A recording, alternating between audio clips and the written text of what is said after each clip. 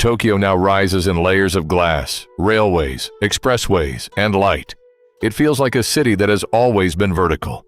These photographs reveal a different capital, one built close to the ground, carried by human feet, and repeatedly erased by fire, earthquake, and war. Look carefully. The vanished Tokyo is still hiding beneath the modern one. Our story begins with men from the old warrior class facing a camera in 1860, only 8 years before the shogunate itself disappeared. By the 1880s, Ginza had become an official experiment in modern city building. After a devastating fire in 1872, the government replaced wooden shops with brick buildings and wider pavements. The avenue looked western, but the young trees, rickshaws, and low rooflines still belonged to a very different Tokyo. Most residents did not live inside the brick experiment. Streets like this remained lined with timber fronts, paper screens, hanging signs, and goods placed within arm's reach of the road. The city functioned through thousands of small businesses embedded directly inside its neighborhoods. This itinerant seller carried an entire sweet shop on his shoulders. Mobile vendors were useful in a city where many lanes were narrow and permanent stores were unevenly distributed. The photograph preserves a form of commerce designed around walking, rather than traffic, parking, or delivery vans. A fruit shop offered another kind of spectacle. The produce is carefully arranged toward the street, while the family and shop workers become part of the display. Many hand-colored photographs were staged for commercial albums, but the objects still reveal how closely work, home, and public life overlapped. In 1904, Ginza still had no towers. Telegraph poles, overhead wires, rickshaws, and a streetcar carried the visual weight now held by giant screens. This was already Tokyo's Showcase Avenue, yet almost every building remained low enough for a person to read its roof line from the pavement. This crowd gathered in 1905 during celebrations connected to Japan's victory in the Russo-Japanese War. The street is filled with bodies rather than cars. The photograph captures both national confidence and the physical density of a capital whose movement still happened overwhelmingly at human speed. Another 1905 view makes the transition clearer. A streetcar shares the road with pedestrians, bicycles, carts, and rickshaws. Tokyo was modernizing without clearing away its older systems. For decades, technologies from different eras occupied the same narrow streets at the same time. Refreshment stalls could appear wherever a crowd formed. This one turned a patch of pavement into a temporary business, with a roof, counter, and visible stock. The city was full of structures that were useful precisely because they could disappear, leaving almost no permanent trace for later Tokyo to preserve. At Sensoji, the 5-story pagoda rose above a district still dominated by wood. The temple had drawn pilgrims for centuries, but Meiji-era Tokyo transformed the surrounding area into a mass entertainment center. Religion, tourism, street food, theaters, and spectacle all converged in Asakusa. Nakamais channeled visitors toward Sensoji through 2 lines of tiny shops. Many sold sweets, toys, devotional objects, and souvenirs. The basic route survives today, but this hand-colored view records a softer scale, before electric signs and dense crowds turn the approach into one of modern Tokyo's busiest tourist corridors. Theater Street reveals Asakusa's other identity. At the end of the stereograph stands Ryunkaku, the 12-story tower that opened in 1890. It was only about 52 meters high, yet it dominated the flat city so completely that visitors treated its observation deck as a glimpse of the future. Ueno offered a different vision of public life. Established as one of Japan's first public parks, it gathered museums, exhibitions, temples, gardens, and crowds arriving by rail. The path beside Shinobazu Pond shows how the modern capital also created leisure by reorganizing older religious and natural spaces. Yoshiwara was officially licensed, mapped, and controlled. Its ornate entrance and carefully maintained public image concealed the restricted lives of many women inside.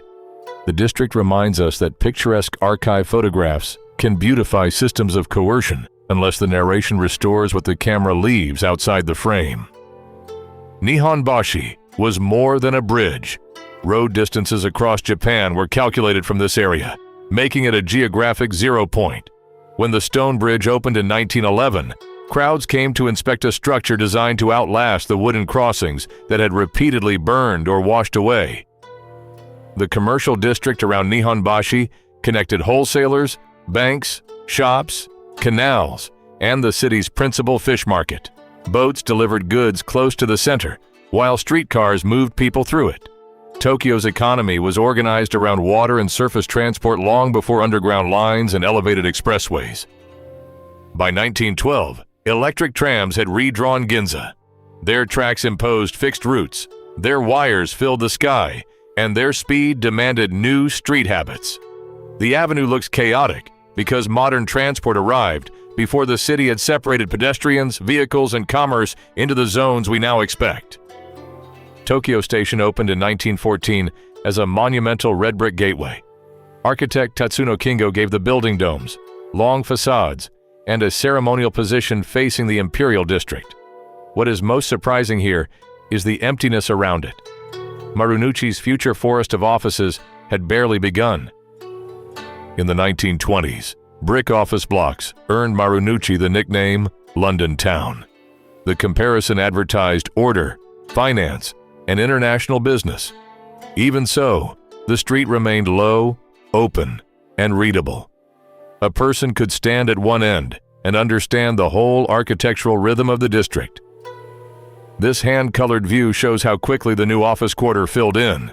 Horse carts, bicycles, early automobiles, and pedestrians still shared the road. Tokyo's modern business center did not arrive fully formed. It accumulated one building and one transport system at a time. Mitsukoshi helped turn shopping into urban entertainment. Fixed prices, elaborate windows, dining rooms, elevators, and seasonal displays encouraged visitors to spend time as well as money. The department store became a landmark because it offered ordinary customers a controlled experience of modernity under one roof. Café Printemps, opened in Ginza in 1911, borrowed its name and atmosphere from Paris. Cafes created new spaces for artists, writers, office workers, and fashionable consumers. The modern city was being built indoors as well as outdoors, through new rules for who could gather and how they behaved. This Tokyo creche records a quieter transformation. Industrial and service work drew more women into wage labor, while reformers promoted organized childcare and public health. The room, prams, and uniforms turn an ordinary photograph into evidence of changing family life inside the expanding capital. On 30th of December 1927, Tokyo opened the Ueno-Asakusa Underground Railway, the first subway in Asia. The original line covered only about 2 kilometers, but it introduced a radical idea. The crowded city could create new space by moving transportation beneath the streets. From the air, 1920s Nihonbashi still appears almost entirely horizontal. Roofs spread to the horizon, interrupted by only a few large commercial buildings. This density made Tokyo efficient and intimate, but it also made the city extraordinarily vulnerable when flames found continuous fuel. At 11:58 on the morning of 1st September 1923, a magnitude 7.9 earthquake struck the Kanto region. Ryunkaku's upper structure failed, turning Tokyo's proud vertical landmark into a broken shell. The remaining tower was later demolished. The future had fallen back into the streets below. The earthquake arrived as many households were preparing lunch over open flames. Fires multiplied across broken water lines and blocked roads. This panorama shows Ginza after the fire, reduced from a commercial showcase to long bands of ruins in a matter of hours. Nihonbashi's stone bridge survived, but the wooden market and commercial neighborhood around it burned. The contrast is severe.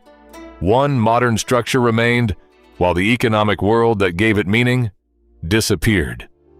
Reconstruction would eventually move the wholesale fish market away from this district. Along the Sumida River, survivors faced a firestorm rather than a single blaze. Official Japanese records count more than 105,000 dead or missing across the disaster area, with fire responsible for most deaths. The blackened waterfront in this photograph explains why. Tokyo Station remained standing, but the crowds outside reveal the collapse of normal systems. Railways, telephones, water, roads, and government offices all failed at once. Public squares became information centers, where people searched for relatives and waited for routes out of the city. Refugees built temporary camps in parks, open lots, and temple grounds. The rows of shelters in this image are a second city assembled beside the ruins of the first. Recovery began with improvised housing long before the grand plans for wider roads and new bridges became visible. Brick and stone offered no complete protection. Fires entered offices through broken windows, while masonry walls cracked or collapsed. After 1923, reinforced concrete, wider streets, public parks, and fire breaks became central to reconstruction, permanently changing the shape of Tokyo. By the 1930s, the rebuilt capital presented modernity through service and consumption. This department store employee represents a new urban workforce, photographed as carefully as the goods around her. Concrete buildings were rising, but Tokyo's identity was still made at eye level, through counters, uniforms, and shop windows. Shinjuku's illuminated signs created a vertical nightscape before its skyscrapers existed. Cinemas, cafes, stations, and entertainment districts competed for attention with light. The modern Tokyo image was first written across darkness and neon, not across the daytime skyline and steel. The first statue of Hachiko was unveiled at Shibuya Station in 1934, while the dog was still alive. His daily return after his owner's death had become a national story. The modest monument shows how a personal routine transformed an ordinary suburban station into a place of collective memory. This 1930 aerial view follows the Sumida through a low-rise city of factories, warehouses, homes, bridges, and canals. Tokyo was already enormous, yet height remained exceptional. Its scale came from horizontal repetition, neighborhood after neighborhood extending across the plain. The same urban form became catastrophic during the air raids of 1945. Incendiary bombs were designed to ignite wooden neighborhoods, and the raid of 9 and 10 March killed roughly 100,000 people. Large sections of Tokyo were erased for the second time in one generation. By 1950, Ginza had returned, but the skyline was still restrained. The skyscraper city arrived later, accelerated by the 1964 Olympics and new construction technology. In 1968, the Kasumigaseki building opened at 147 meters. These photographs preserve the world beneath it. A Tokyo built low, lost repeatedly, and rebuilt without forgetting every trace